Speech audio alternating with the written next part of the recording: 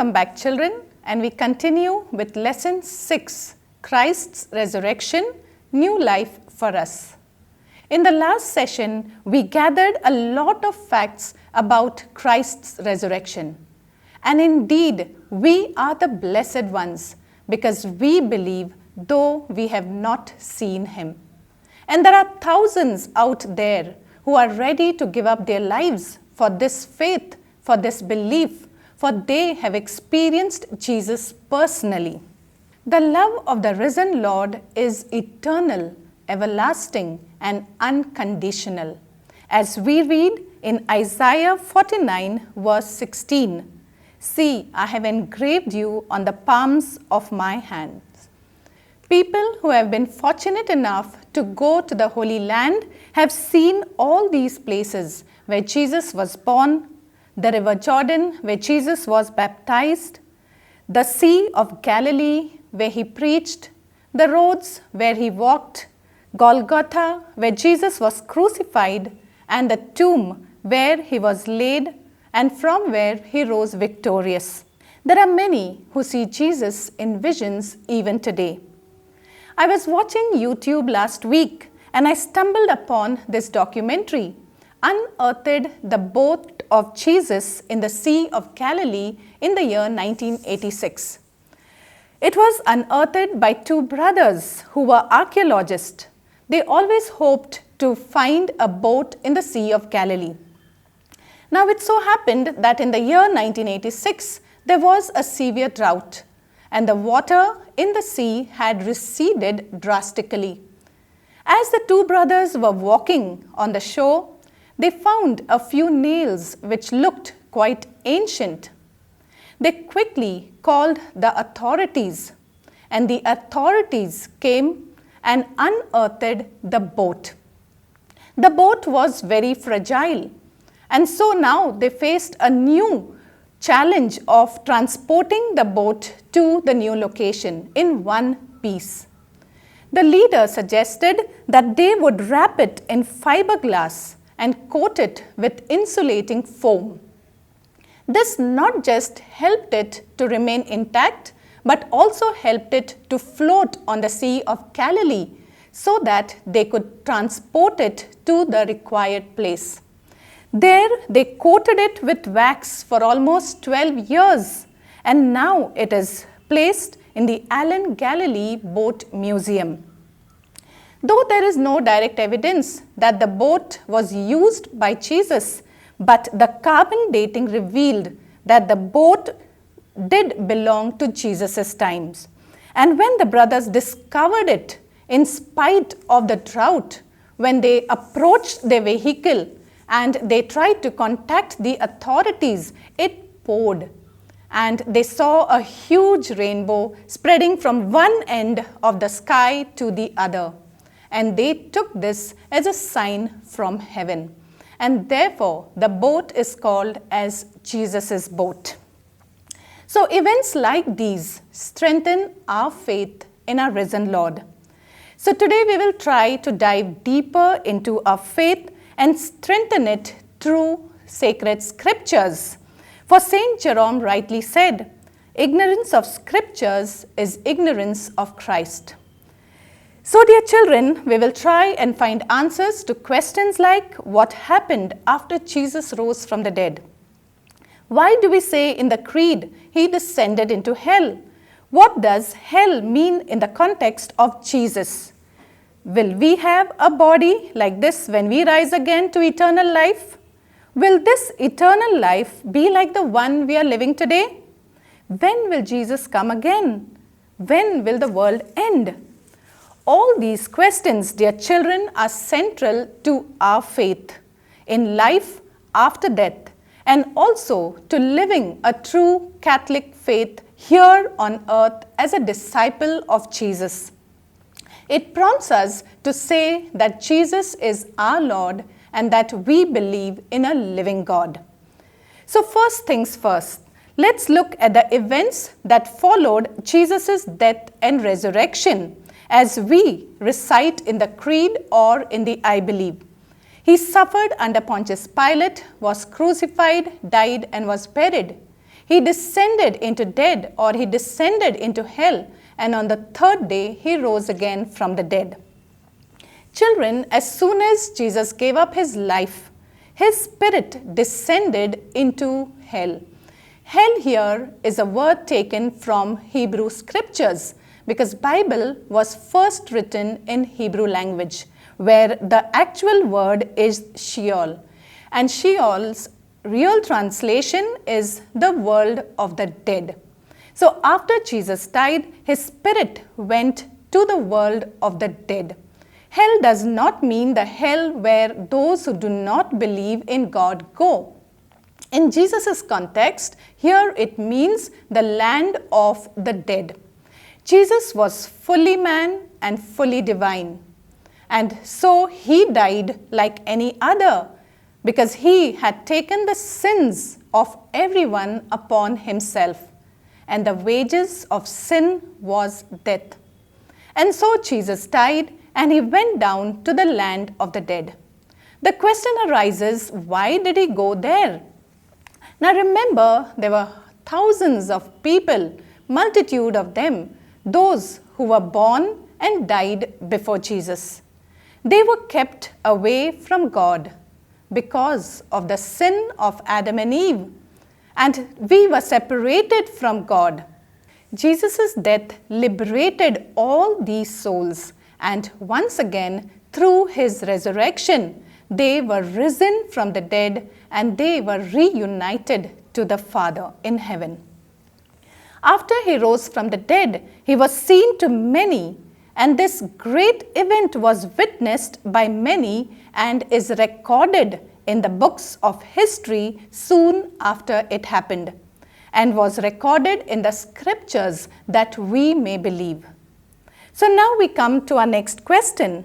Will we have a body like this when we rise again to eternal life?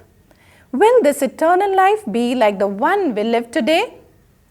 Let us listen to what Jesus had to say about this. In Matthew 22, verses 23 onwards, we read, "Some Sadducees came to Jesus. 'Teacher,' they said, 'Moses wrote for us that if a man's brother dies and leaves a wife but no children, the man must marry the widow and have children for his brother.' Now there were 7 brothers. The first one married a woman and died childless. The second and the third married her, and in the same way the 7 died, leaving no children. Finally, the woman died too. Now then, at resurrection, whose wife will she be, since the 7 were married to her?" And Jesus replied in verse 29, "You are in error, because you do not know the scriptures or the power of God. At the resurrection, people will neither marry nor be given in marriage. They will be like angels in heaven. They too are sons and daughters of God. They are born of the resurrection." And now we come to the next question. What is this new life that Jesus gave us by his death and resurrection? His life and teaching gave a new meaning to life. He gave a new dimension, a new direction to suffering and death. He taught us that even in difficult situations, in rejection, in suffering, and in death, we can find God's peace. Because peace comes from God alone. Life in Jesus is a life with a true meaning and a purpose. It adds a worth to our lives here on earth. As he promised in Matthew 6, verse 33, "Seek ye first the kingdom of God, and everything shall be added unto you." So those who believe in Jesus and seek his kingdom enjoy a peaceful life here on earth. And that's not it. Even after they die, there is hope for them in heaven, a hope of new life, where God will wipe away all our tears, and there shall be no more death, neither sorrow nor crying, neither shall there be any more pain. for the world that was has passed away. So, dear children, for those who believe in Jesus and follow him, there is something जिंदगी के साथ भी और जिंदगी के बाद भी. And now we come to our last question. When will Jesus come again? When will the world end? The Bible clearly speaks about the end times, when Jesus will come in glory as a judge and separate the sheep from the goats, the righteous from the unrighteous. But for the hour and the day, no one knows. Let's listen to some of the extracts from Matthew chapter 24 about the end times. Later, when Jesus was sitting on the Mount of Olives, the disciples approached him privately and asked, "Tell us when this will take place. What sign will be given us before your coming and the end of history?" Jesus answered, "Be on your guard and let no one mislead you. Many will come claiming my title and saying, 'I am the Messiah,' and they will mislead many people. You will hear about war and threats of war, but do not be troubled, for these things must happen. But it is not yet the end. Nations will fight one another, and kingdom oppose kingdom. There will be famines and earthquakes in several places. But all these are only the beginning, the first pains of childbirth. For there will be great tribulations, such as was never known from the beginning of the world until now, and is never to be known again. For later, after that distress, the sun will grow dark, the moon will not give its light, the stars will fall from the skies, and the whole universe will be shaken. Then the Son of Man will appear in heaven, as all the nations of the earth beat their breasts. They will see the Son of Man coming in the clouds of heaven with divine power and the fullness of glory. He will send his angels to sound the trumpet and gather the chosen ones from the four winds, from one end of the earth to the other. But for the day and that hour, no one knows when it will come, not even the angels of God, nor the Son, but only the Father. Watch therefore, for you know neither the day nor the hour in which the Son of Man is coming. So you must be ready, because the Son of Man will come at an hour when we least expect him. Now let's see what Jesus' resurrection and ascension mean to these children. The resurrection of Jesus, or anastasis, is the single most important event, not just during the lifetime of Jesus, but throughout the history of mankind. The resurrection of Jesus validates the fact that Jesus is indeed Christ, the Son of the living God. If he died to atone for our sins, he rose to grant us everlasting life.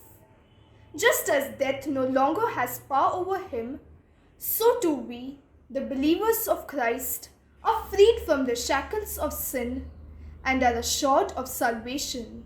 We all know that God sent his only begotten Son Jesus Christ, who laid his life for us, so that we may all be saved. And then he rose from the dead. This is what resurrection is. But for me, resurrection is the 3 R's: realize, reflect, and repent. To realize that we are God's chosen people and he loves us so much that he sent his begotten Son, Jesus Christ, so that we may all be saved. We should reflect on the times where we may have cheated someone or hurted someone. And to repent, to ask forgiveness for all our wrongdoings and wrong deeds to God. Our God is a loving, slow to anger and forgiving God. He will definitely forgive us. The only challenge is that we should sin no more. Jesus' resurrection means God raised Jesus on the third day after his death, and we celebrate this as Easter Sunday. It is our faith and belief that Jesus, the Son of God, still lives among us. By Jesus' resurrection, we learn that we should obey God and have faith in him, and not only think of our necessities and good, but also do good to others and love others as Jesus loves us. Jesus also had not thought about himself and sacrificed his life for us, because body dies but soul is eternal.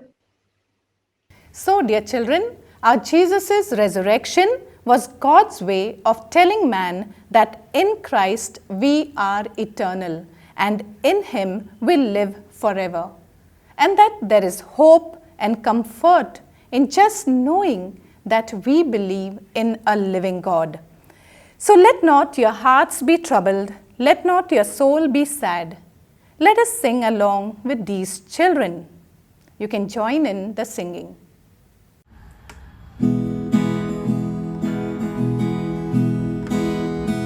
God sent his son, they called him Jesus. He came to love, heal and forgive. He lived and died to buy my pardon. An empty grave is there to prove my Savior lives. Because he lives, I can face tomorrow.